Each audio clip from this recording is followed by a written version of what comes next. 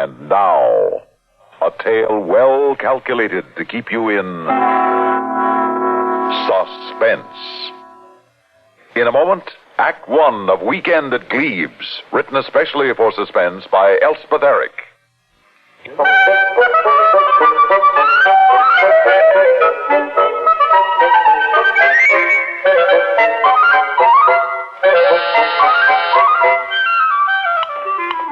Yes? Miss Trowbridge? Young Wallace's mother? You mean to say Lady Pancoast, don't you? Mrs. Trowbridge married Lord Pancoast, you know. Oh, dear me, I hope nothing's wrong there. Well, ask her to come in. Mr. Henshaw, what is going on here? Come in, Lady Pancoast. Mr. Henshaw, what is this Lady Pancoast business? They kept calling me that outside. Well, you did marry Lord Pancoast, didn't you? No, it wasn't you, was it? I've never seen you before, actually, have I? I've never even heard of Lord Pancoast. But Wallace assured us he went home for the wedding. Home? To Gleebes. Wallace's home is in New York City. It always has been and still is. Oh, dear me. What, for heaven's sakes, are Gleebes? Gleebes is one of the historic homes of England in Sussex.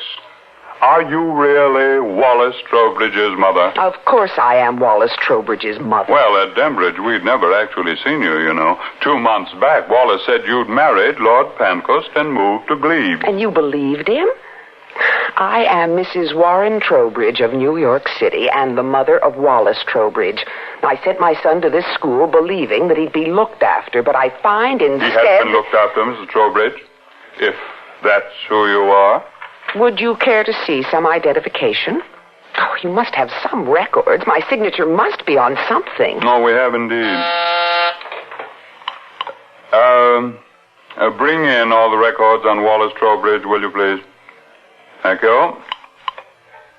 Miss Trowbridge, do you happen to have a picture of Wallace? That might help. I'm just not the sort that carries about pictures of her child. Wallace didn't even have a letter from you, Mrs. Trowbridge, until 6 weeks after he arrived here. He's had very little mail of any kind, except from his friend, Billy. Billy who? Why, his pal. His great pal in the States, Billy. I don't know any Billy. You don't know Wallace's closest friend? Well, though Wallace did say you'd been ill. I haven't been ill. Yes. Would you say that again, please? That's not possible. You're sure? Well, look again. Look anyway. It's most embarrassing. There must be some mistake. What now? Miss Trowbridge, the truth is, Wallace's records seem to have disappeared.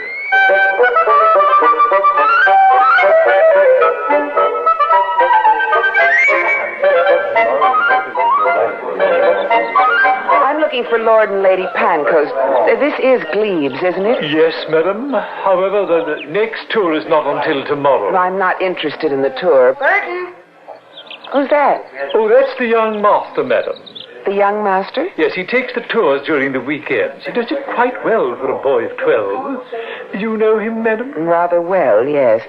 Would you have him step over here, please? I'd like to talk to him. In a moment, madam. You see, they're all leaving now, and he'll be here directly. Have you known him long, the young master? Oh, I've been with Lord and Lady Pancoast for all their married life, madam. That's not what I asked you. And with Lady Pancoast's father as well. Neither is that what I asked you. Ah, the last one's gone, and here comes the little fellow. Shall I tell Lady Pancoast you're here? Oh, hello, nurse. Oh, you were young Wallace's nurse back in New York. I'll tell Lady Pancoast straight away. And, Master Wallace, you've a letter from your friend Billy. Oh, good. I'll fetch it for you. Wallace, what is this ridiculous game you're playing? What game, nurse? You mean the tours? I relieve Burton on weekends. Burton's our butler. He's a very good chap. Been with the family for years. Wallace, you know I'm your mother, don't you? How long are you planning to stay at Gleebes, nurse? Just long enough to pack your things and get you out of here. How is Mr. Hines? I thought you were going to marry him. How is he? I've no idea. Now, look, Wallace. Oh, here comes Mommy. You'll like Mummy. Wallace, I want you to drop this pretense. Do you hear me? This instant. How do you do? Are you Lady Pancoast? Yes, I am. Burton tells me you're Wallace's nurse from the States. No, I'm not. Oh, Wallace, here's your letter. Thank you, Mummy. May I read it now? Well, of course, darling. I want to have a nice talk with your good nanny here. Lady Pancoast, I am not Wallace's nanny. I am not anybody's nanny. It's just an English expression. I am his mother. You know it. Wallace knows it. I suspect even the butler knows it. Oh, this masquerade has got to stop. Oh, my dear Mrs. Trowbridge, let's not quarrel. We're so grateful to you, you know, for taking care of Wallace all those years. I often regretted sending him to the States. But the war, you know. Wallace was born 5 years after the war ended. Oh, well, the shortages lasted much longer than that. Oh, well, we did think of sending him to Ireland. No rationing there, you know. Sometimes I wish I had, but my husband, he said no. The States would be better. Was it I who said that? Well, no matter, wonderful. Lady Pancoast, this ridiculous fabrication has got to stop. Whatever do you mean, my dear? Finished your letter, darling? Almost. You know very well what I mean. He loves to get a letter from his friend Billy in New York. Billy who in New York? Well, I never thought to ask. Don't you know? He has no friend Billy in New York. Oh, but he does. He hears from him quite regularly. Oh, my husband and I assumed it was someone he'd known while he was living with you. Could I meet your husband, Lady Pancoast? Oh, well, you can't have entered into Wallace's life very well, Mrs. Trowbridge, if you don't know who Billy is. Please, I should like to talk to your husband, if you don't mind. No, I don't mind. Oh, he's been quite ill, you know. Nevertheless, I should like to talk to him. If that's impossible, I'll have to talk to the police. The police? Oh, whatever for? Which is it to be? Well, my husband, Lord Pancoast, is an invalid at the moment, Mrs. Trowbridge, confined to his room. We have every expectation that he'll soon be up and about, and everything will be as it once was. May I see him, please? Wallace, run upstairs and ask your father if he feels up to talking to Mrs. Trowbridge. Yes, Mummy. Are you married, Mrs. Trowbridge? My husband died a year ago. Well, so Wallace told us, but he said you might be marrying again soon. He did? Well, I hope it works out. That is, if you want it to work out. I think I rather like you after all. I don't think it will work out. At least it hasn't. Oh, I'm so sorry. Go with Burton, Mrs. Trowbridge. Lord Pankhurst will see you now, madam. I'll show you the way. Oh, thank you. Oh, Burton. Yes, my lady? See that a room's made ready for Mrs. Trowbridge, will you? I think she'd like that nice sunny room next to Cook. Next to Cook's? Oh, it's quite a nice room, madam. You don't say. Gleebes is over 400 years old, you know. There's a story that Henry VIII once stayed here for a whole weekend. Really? Perhaps you could have his room, except that we don't know which one it was. As a matter of fact, we don't know for sure that he stayed here at all. But I like to think he did. The tourists like it, too. Oh, it's a story you made up for the tourist, is it? Oh, sort of. You know, it's rather fun to think of old Henry stomping around with Anne Boleyn. He could have thrown her into the dungeon here. We have one, you know, a dreadful one. Damp and dark and all that. Is that so? Oh, yes, I'll show it to you. Tomorrow or sometime. How long do you think you'll stay here? Not long, nor will you, young man. Well, the weekend, anyway. Here's Daddy's room. Yeah? Daddy, this is my old nurse from New York, Mrs. Trowbridge. Oh, come in, Mrs. Trowbridge. Do sit down. Forgive me for not rising to greet you. No, that's quite all right. We'll have a nice talk. I hope so. Perhaps you can... May I go to the village with Burton, please? To do the marketing. Well, if Burton's willing to take you, yes. Oh, he is. All right, then. Don't stay too long. I won't. Well, now, Mrs. Trowbridge. Lord Pancoast, I am Wallace's mother. Are you now? I think you know I am. I know nothing of the sort, actually. At least you know that your wife is not, don't you? I must confess I do know that, yes. Oh, well, that's a relief. Lord Pancoast, is your wife... Oh, how shall I say it? Is she... Well, Mrs. Trowbridge, I think in certain ways, in some areas, one might say that my wife is not quite as she was. Yes? Yes, I think one might say that.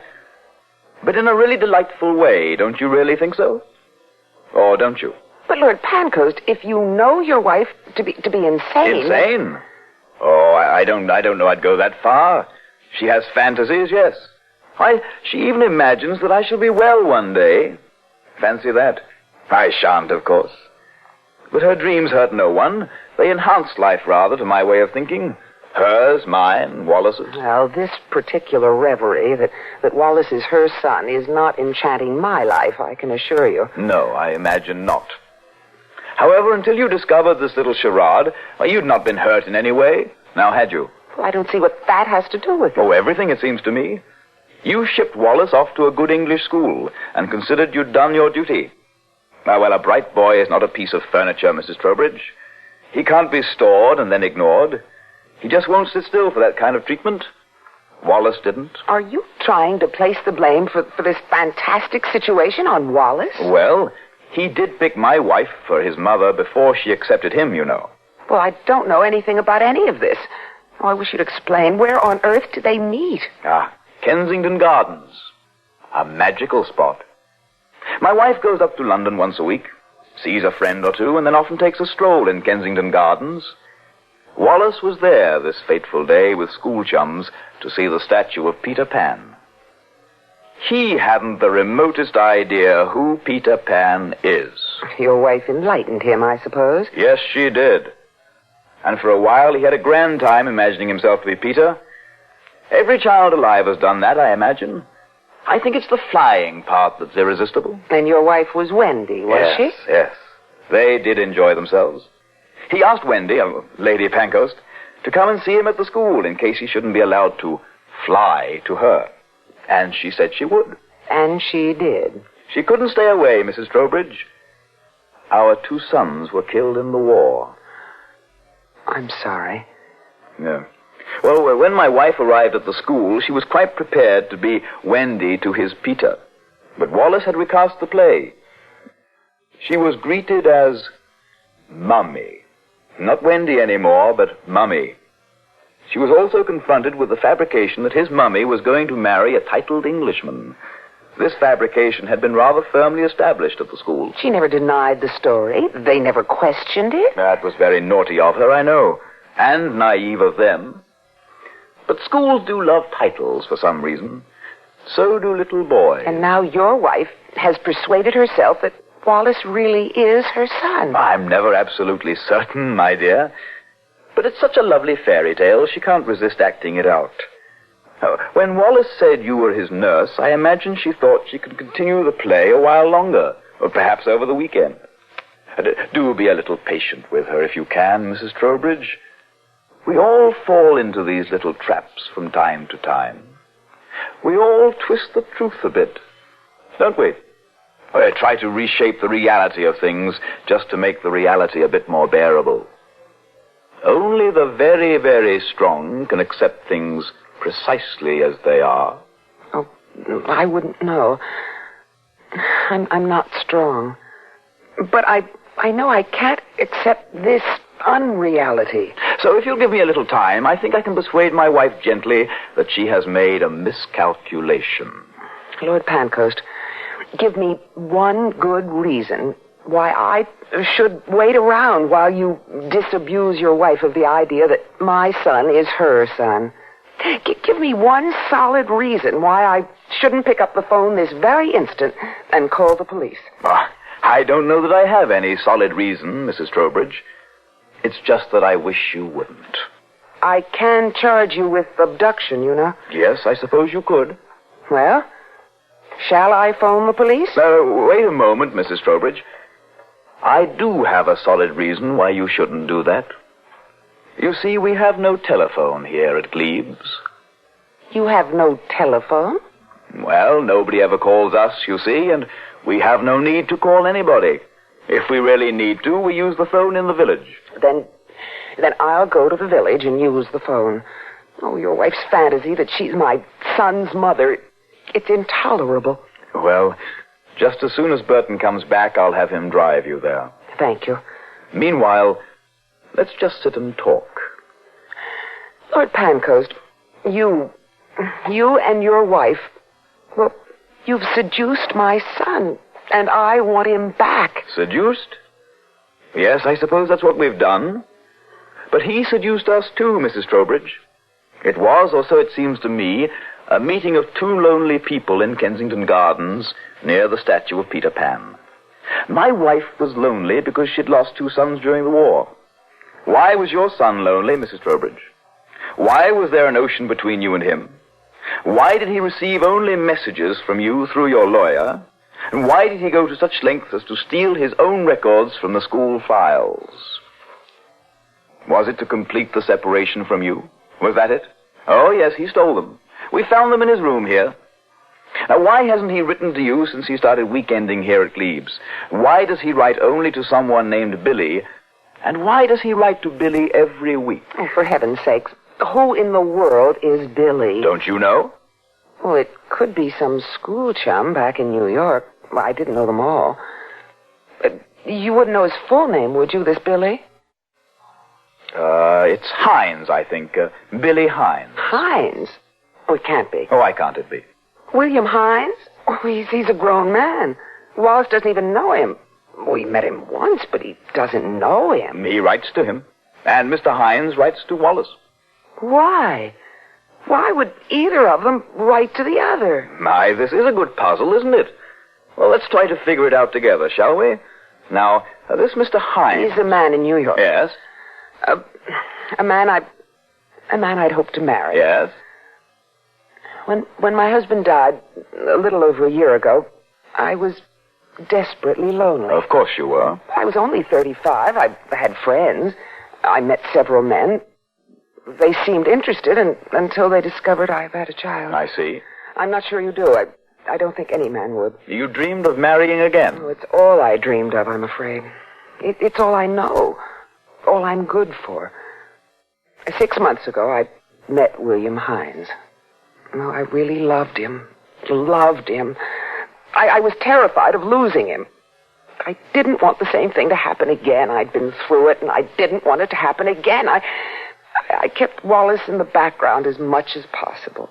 Finally, it wasn't altogether possible, so I said that Wallace was my sister's child, my dead sister's child. I see. I haven't a sister, dead or alive. I made it all up. I see. Then I sent Wallace to England, to school. Did you think he could stay here forever? No, but for a while, until things were settled.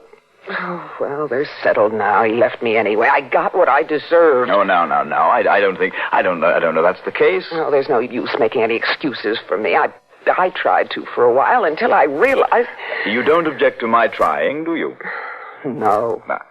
You wanted so badly to be a young, childless woman, starting out in life, all fresh and eager, to interest this Mr. Hines and marry him. Yes. Because if it were all true, it would help to wipe out the fact that you'd already married a man and lost him. Yes. You could go back in time, as it were, to your girlhood, and somehow become a young woman again. Wasn't that the fantasy? Perhaps. So that instead of being a woman in her 30s with a growing child, you could pretend you were a girl in her 20s, embarking on a career of marriage for the first time. Yes. But the fantasy had to end, didn't it? Yes. I think Wallace was trying to end it for you when he first wrote to Mr. Hines. I think he knew a good deal more about what was going on in your mind than you did. His very first weekend at Gleebes, he asked me to find out where Mr. Hines lived in New York. I did find out, and Wallace wrote to him. But what could he say to him? I don't know. I don't know because he never told me and I never asked. But I could make a pretty shrewd guess if you'd like me to. I would like you to. I think he wrote Mr. Hines that it would be quite all right to go ahead and marry you because he'd found for himself a substitute mother and father. That's what I think he wrote. Oh, I must have been insane. Oh, no. At least not hopelessly so. Come in. Daddy, I'm back. Wallace, my boy. Back from the village? Yes. Marketing all done? No, sir. Oh? Why not? Burton said I should tell you right away. I used all the money he had with him. I made a phone call. That's so. What sort of phone call? To New York. I see. And whom did you call in New York? Billy. Billy, eh? Well, I think that was a very fine thing to do. Was it? And what did Mr. Billy Hines have to say? He was glad I called. Oh, I'm glad. What else? I told him you were here, nurse. You did? He sent his very best. He's taking a plane in about an hour, a jet plane. And he's coming here. He's coming to Gleebes. He'll be here this afternoon. He's coming to see me. I see. Well, to see you too. Really? Actually, he said to give his love. His best love, he said. Coming here? Billy? Wallace, you're positively ingenious. A really excellent solution to our dilemma. Thank you, Daddy. Really, the absolute best I could come up with was, completely unthinkable, of course, was our dungeons. But I like yours far better, Wallace. Indeed I do. Bless me, I believe you've made your mummy very happy. Both of them.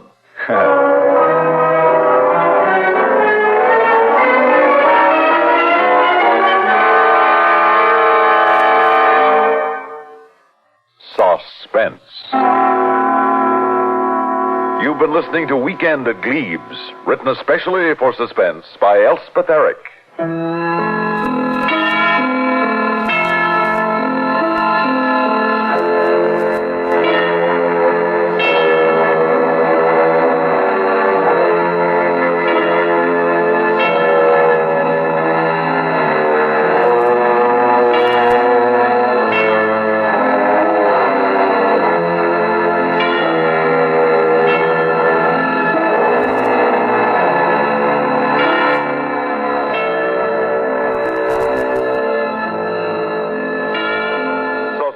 Is produced and directed by Fred Hendrickson.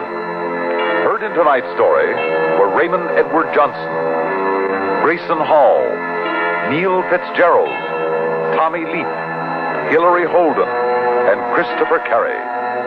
Music supervision by Ethel Huber. Sound patterns by Walter Otto. Technical direction by Michael Shoskis. This is Stuart Metz speaking. Listen again next week when we return with Run Faster, written by Lois Landauer. Another tale well calculated to keep you in suspense. You've been listening to the OTR Gold Network. Find more classic radio at otrgold.com.